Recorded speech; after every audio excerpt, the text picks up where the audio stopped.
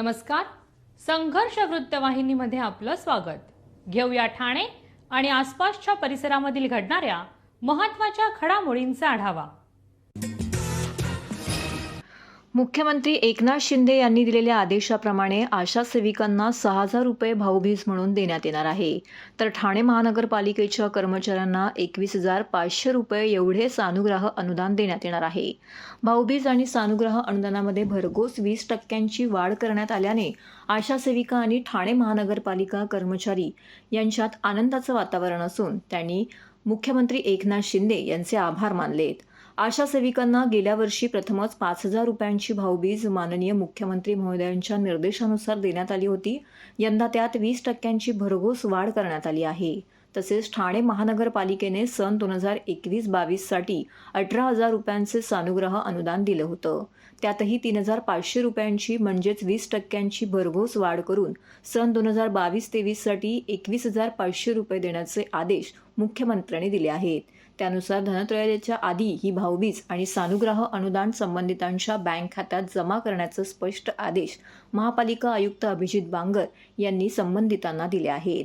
सोमवारी झालेल्या तातडीच्या ऑनलाईन बैठकीत सानुग्रह अनुदानाबद्दल चर्चा झाली. तर मुख्यमंत्री एकनाथ शिंदे यांच्यासह या बैठकीत माजी महापौर नरेश मस्के, महापालिका आयुक्त अभिजित बांगर हे उपस्थित होते. तर या निर्णयामुळे ठाणे महानगरपालिकेत सानुग्रह अनुदानापोटी सुमारे 20 ते 22 कोटी इतका अतिरिक्त भार येणार आहे. तर सानुग्रह अनुदानाच्या घोषणेमुळे ठाणे महानगरपालिका कर्मचारी आनंदी असून त्यांनी मुख्यमंत्री एकनाथ शिंदे यांचे आभार मानलेत. भूमिका विनंती पण घेतली आणि प्रशासनाने पण घेतली. गुदेपुरे साहेब स्वतः होते मीटिंगमध्ये आमच्या बरोबर. बांगर साहेबांनी त्यांना इन्स्ट्रक्शन दिलं होतं. माझी त्यांच्याशी भेट पण झाली होती आणि त्यांनी सांगितलं की संघटना आपली जी आहे म्युनिसिपल लेबर युनियन ही एकमेव अशी स्ट्रॉंग युनियन आहे इकडे आणि आपल्याला कामगारांच्या हिताकरता चांगले निर्णय यापुढेही घ्यायचे आहेत. आता आपण घेत आलो.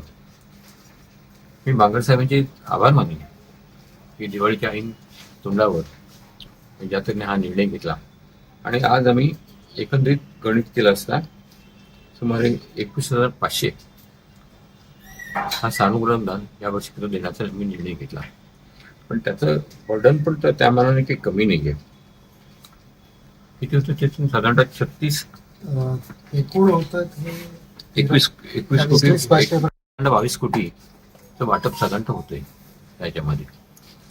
आणि प्रशासन ज्या तऱ्हेने ही मान्यता फक्त संघटना आहे एकमेव सहकार्य करते. आम्ही प्रशासनाचे आभार मानतो आणि प्रशासनातील सर्व अधिकाऱ्यांना ही जी दिवाळी आहे ती सुखाची, समृद्धीची आणि उन्नतीची जावो. सर्व नागरिकांना आवाहन करण्यात येत आहे की सध्या डासांमार्फत पसरणाऱ्या डेंग्यू या आजाराचा प्रसार रोखण्यासाठी प्रत्येकाने पुढील प्रमाणे कार्यवाही करावी. डेंग्यू आजार एडिस इजिप्ती हा डास चावल्याने होतो. या डासांची पैदास साचलेल्या किंवा साचवलेल्या स्वच्छ पाण्यामध्ये होते. 8 दिवसांपेक्षा जास्त दिवस पाणी उघडे व साचून राहिल्यास त्यात डास अंडी घालतात. अंड्यांच्या अळ्या तयार होऊन पुढे डास तयार होतात. यासाठी आपल्या घरातील पाणी साठे उदाहरणार्थ बॅरल्स, पिंपे, टाक्या, हौद, रांजणे इत्यादी दर आठवड्याला रिकामे करून घासून पुसून कोरडे करून पुन्हा भरावे. 1 दिवस कोरडा दिवस म्हणून पाळावा. पाणी साठ्यांना घट्ट झाकणे बसवावीत किंवा जुनी साडी, चादर, धोतर यांनी बांधून झाकून ठेवावीत. म्हणजे डास त्यात जाऊन अंडी घालणार नाहीत. घराच्या गच्चीवर, आजूबाजूला, अंगणात कोठेही पाणी साचू देऊ नये. भंगार सामान उघड्यावर टाकू नये. उदाहरणार्थ टायर्स, प्लास्टिक सामान, कुंड्या, टाकाऊ वस्तू इत्यादी. अशा सामानात पावसाचे पाणी साठून त्यात डेंग्यूच्या डासांची पैदास होते. घरातील कूलर्स, फ्रीजच्या पाठीमागील ट्रे हे देखील वेळोवेळी कोरडे करावेत. लक्षात ठेवा, नुसत्या फवारणीने डास घनता कमी होत नाही, तर त्यासाठी डास पैदास ठिकाणे नष्ट करणे ही आपल्या सर्वांची जबाबदारी आहे. कोणताही ताप अंगावर न काढता जवळच्या शासकीय रुग्णालयात मोफत औषधोपचार घ्या. अशा प्रकारे नागरिकांनी सहकार्य केल्यास डेंग्यूचा प्रसार रोखणे सहज शक्य आहे.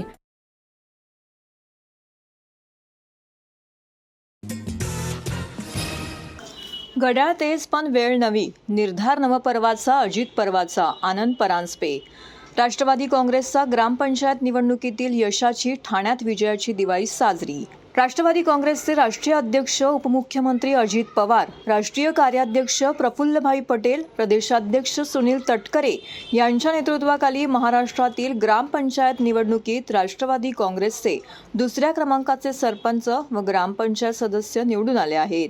याचा आम्हाला अभिमान आहे. घड्याळ तेच आहे पण वेळ नवीन आहे. ही वेळ अजितदादा पवार यांची आहे. अजितदादा पवार यांनी जो निर्णय घेतला आहे तो निर्णय महाराष्ट्रातील जनतेने स्वीकार केला आहे.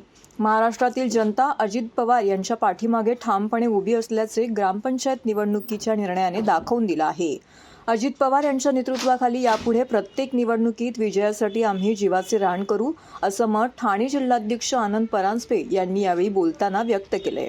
राष्ट्रवादी काँग्रेसचा महाराष्ट्रातील ग्रामपंचायत निवडणुकीत झालेल्या दणदणीत यशाचा महाराष्ट्र प्रदेश प्रवक्ते, ठाणे व पालघर समन्वयक, ठाणे जिल्हाध्यक्ष आनंद परांजपे यांच्या नेतृत्वाखाली ठाण्यातील राष्ट्रवादी काँग्रेस कार्यकर्त्यांनी फटाके वाजवून ढोल ताशांच्या गजरात जल्लोषात विजयाची दिवाळी साजरी केली. यावेळी राष्ट्रवादी काँग्रेस पार्टी ठाणे शहर मध्यवर्ती कार्यालय प्रदेश प्रवक्ते आणि जिल्हाध्यक्ष आनंद परांजपे यांच्यासह जिल्हा सरचिटणीस प्रभाकर सावंत, रवींद्र पालव, महिला अध्यक्षा वनिताताई गोतपगार, युवक अध्यक्ष नित्यानंद वाघमारे, युवक कार्याध्यक्ष संदेश पाटील, विद्यार्थी अध्यक्ष कौस्तुभ गायकवाड, सामाजिक न्याय विभागाचे जिल्हाध्यक्ष मंगेश सूर्यवंशी, अल्पसंख्याक कार्याध्यक्ष रिकी मुझोरले, ठाणे परिवहन सदस्य नितीन पाटील, मोहसिन शेख, विधानसभा कार्याध्यक्ष निलेश कदम, ब्लॉक अध्यक्ष समीर पेंढारे व इतर मान्यवर व पदाधिकारी येथे मोठ्या संख्येने उपस्थित होते.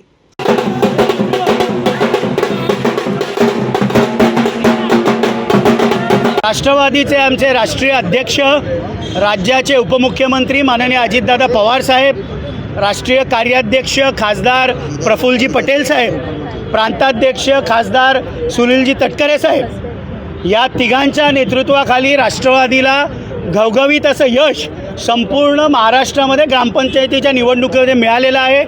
भाजपच्या खालोखाल सर्वात जास्त ग्रामपंचायत सदस्य असतील, सरपंच असतील, हे राष्ट्रवादीचे निवडून आले आहेत. आणि घड्याळ तेच वेळ नवी, अजित पर्वाची सुरुवात झालेली आहे. येणाऱ्या प्रत्येक निवडणुकीमध्ये राष्ट्रवादीला असंच यश अजितदादांच्या नेतृत्वाखाली मिळेल अशा प्रकारचा विश्वास आम्हाला ठाण्यातल्या सर्व कार्यकर्त्यांना आहे. अख्ख्या महाराष्ट्राला एक आदर्श घडवून देणारं नेतृत्व म्हणून सन्माननीय अजितदादांकडे पाहिलं जातं. त्यांचं काम करण्याची पद्धत, त्यांचा एखादा प्रश्न कार्यकर्त्यांच्या बाबतीत अडचण असेल ती सोडवण्याची पद्धत, याच्यामुळे तरुणाई, महाराष्ट्रातली संपूर्ण तरुणाई ही सन्माननीय अजितदादा पवार यांच्या मागे आहे.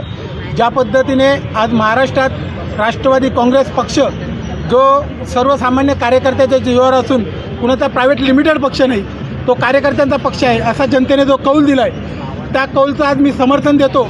अजितदादाच्या नेतृत्वाचा अभिमान आहे आणि आम्ही अजितदादांच्या पाठीशी आहे.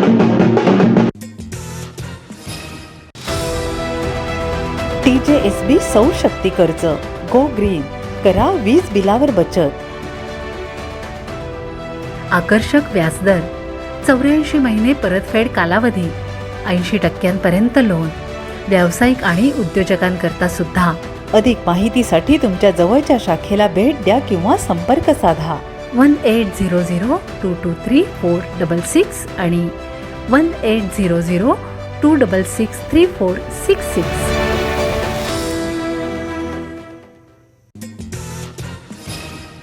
माननीय सामान्य प्रशासन विभाग मंत्रालय मुंबई यांच्याकडील शासन निर्णय दिनांक 31 ऑक्टोबर 2023 तसेच 3 नोव्हेंबर 2023 माननीय जिल्हाधिकारी ठाणे यांनी दिलेल्या आदेशानुसार ठाणे तालुक्यांमध्ये कुणबी, मराठा, कुणबी या जातीचे पुरावे शोधण्याचं काम सुरू झालेलं आहे.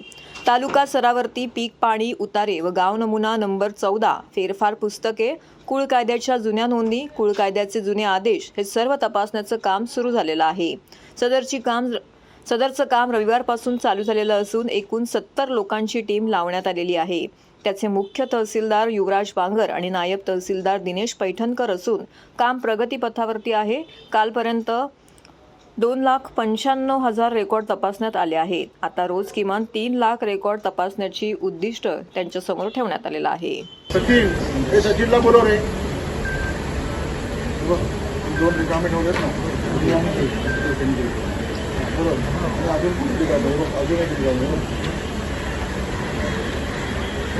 पहिला रिकामा ठेवला तो. पहिल्या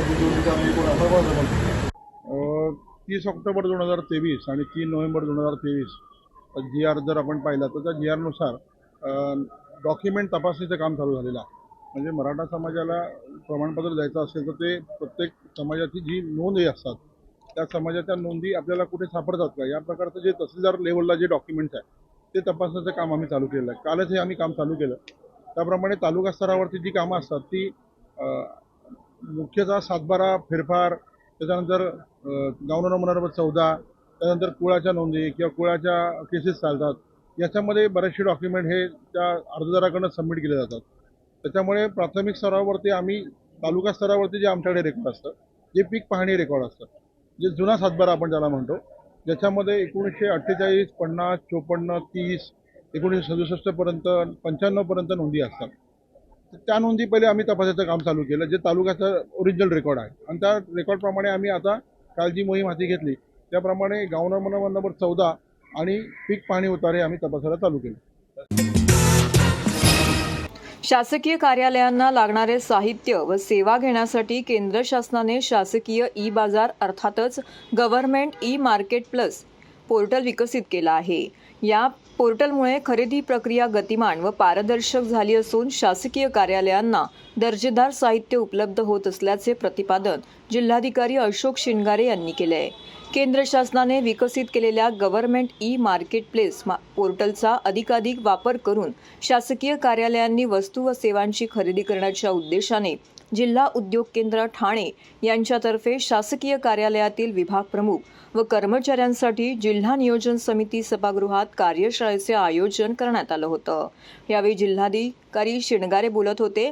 यावेळी जिल्हा पुरवठा अधिकारी विकास गजरे, जिल्हा परिषदेचे वित्त व लेखा अधिकारी मयूर हिंगणे, कल्याण डोंबिवली महानगरपालिकेचे उपायुक्त धैर्यशील जाधव, कोकण विभागाच्या उद्योग सहसंचालक विजू सिरसाट, ठाणे जिल्हा उद्योग केंद्राचे महाव्यवस्थापक सीमा पवार, जिल्हा माहिती अधिकारी मनोज शिवाजी सानप यांच्यासह शासकीय, निमशासकीय तसेच स्वायत्त संस्थेतील अधिकारी व कर्मचारी मोठ्या संख्येने येथे उपस्थित होते.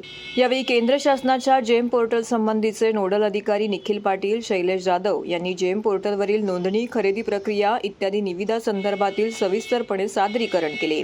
जिल्हा माहिती अधिकारी सानप यांनी यावेळी कार्यशाळा शासकीय अधिकारी व कर्मचाऱ्यांसाठी उपयुक्त असल्याचं मत व्यक्त केलं.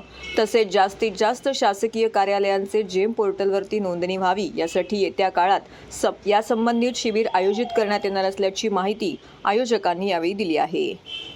आपल्याला सर्व वस्तू उपलब्ध होत होत्या, परंतु 2016च्या दरम्यान आपलं जे महागाईचं प्रमाण वाढलेलं होतं, दळणवळणाच्या सुविधा वाढलेल्या आहेत, कम्प्युटरायझेशन झालेलं आहे.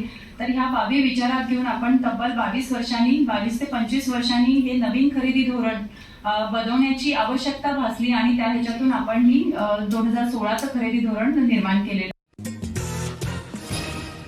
तर हे होतं संघर्ष वृत्तवाहिनीचं आजचं बातमीपत्र. उद्या पुन्हा भेटू याच वेळी याच ठिकाणी ताज्या घडामोडींसह. तोपर्यंत नमस्कार.